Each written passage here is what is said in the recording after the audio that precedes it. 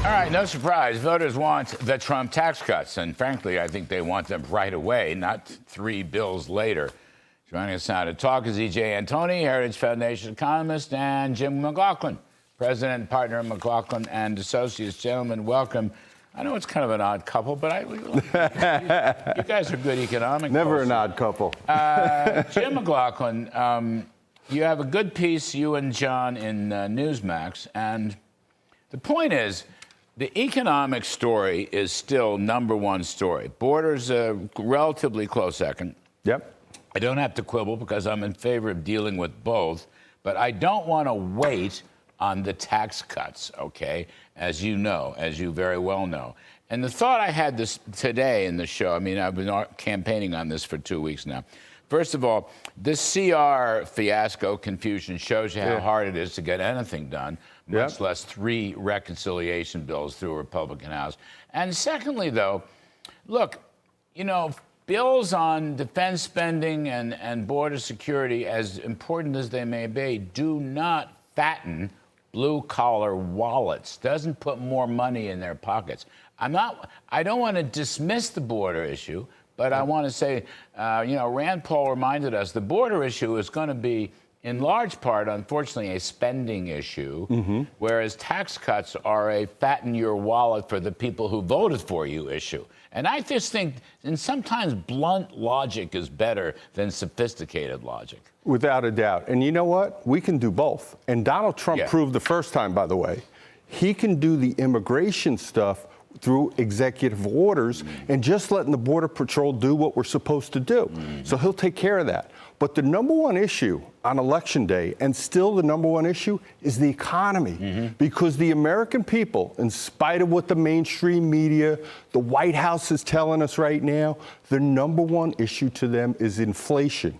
And what's happened is it's about 85% of Americans say they're still being affected by inflation. They know that they have less money in their pockets.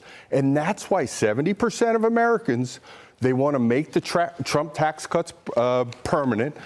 80% plus want their Social Security taxes cut. Yeah, I was really interested in that. I put this in the riff today and gave you due credit. But you're right. 70% permanent, you're right. 80%, 82% favor ending federal taxes on Social Security, and they're already paying the withholding tax, right? So that's the double tax in effect. And the vast majority of Americans, they don't call themselves supply-siders, but they know supply-side. Larry Kudlow economics works. They know it's going to create jobs and put more money in their pockets. That's the thing.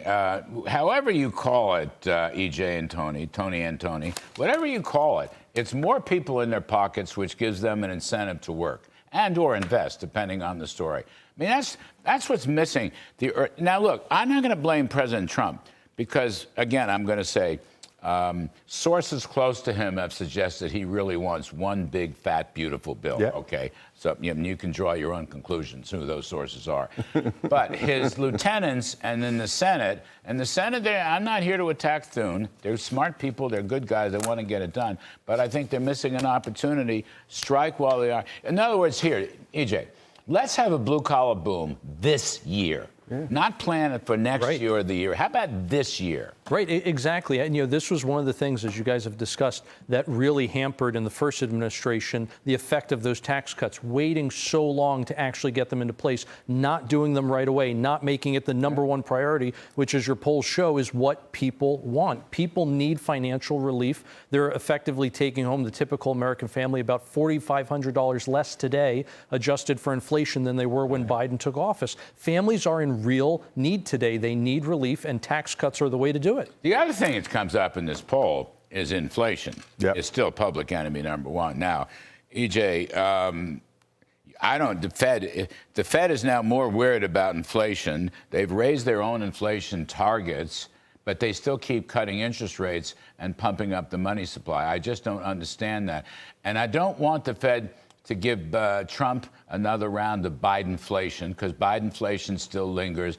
Explain, and if you can, explain what is going on here. How does cutting interest rates solve a problem of inflation that the Fed itself says is still a problem, which means basically the Fed is stupid because they're doing stupid things. They're making mistakes. I don't